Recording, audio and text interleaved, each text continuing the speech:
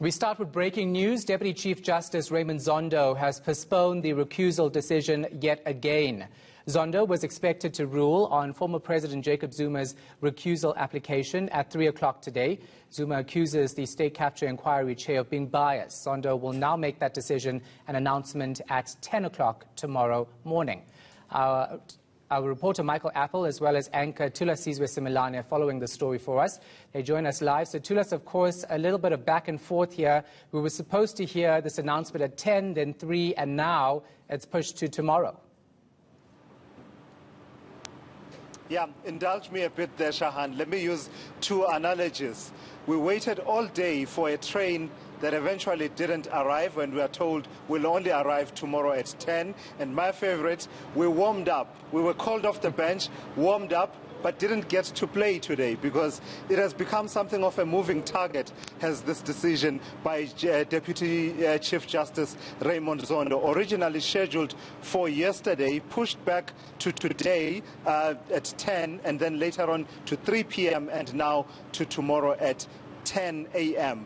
But there's a good reason for it. Well, there is a reason for it. Whether or not it is good, I'll leave that to people out there to judge. I'm joined by Michael Appel to unpack it all. Of course, Michael, the statement, the second statement for the day from the Commission of Inquiry says the reason for the delay is that there's been an affidavit that has been filed by former President Jacob Zuma's lawyers responding to the Deputy Chief Justice's statement on Monday, from what you and I understand to be the version of Mr. Zuma about whether or not they had a relationship.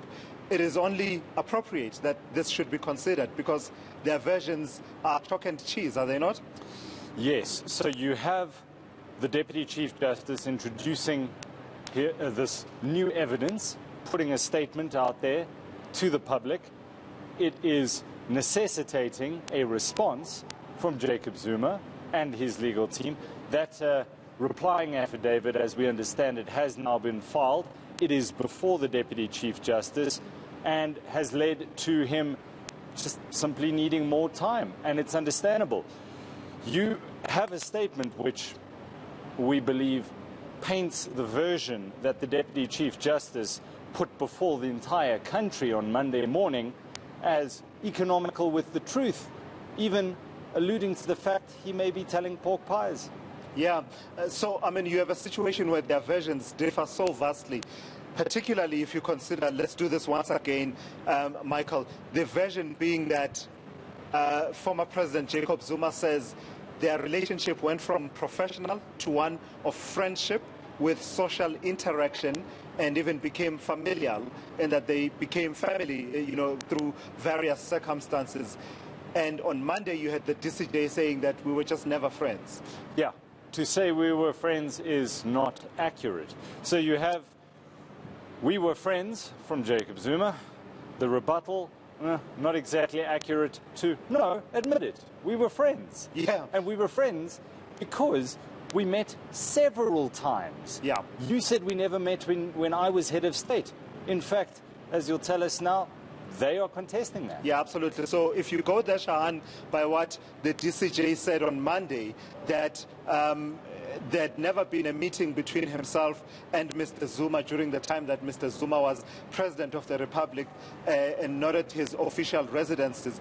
That is being called into dispute, is our understanding, by former President Jacob Zuma, largely in part that we understand that he cites an instance where he says after the Chief Justice had designated Deputy Chief Justice Raymond Zondo to head up this commission, they had a meeting at the President's official residence in Durban. And that would have been in 2018, before this commission started. That would have been in 2018. Yeah. We also understand, Michael, that there's a version that comes out around this question around the DCJ in a media statement in October, addressing the issue of him having been in a relationship and having a child with a woman who would turn out to be a sister of a woman who would later become former President Jacob Zuma's wife.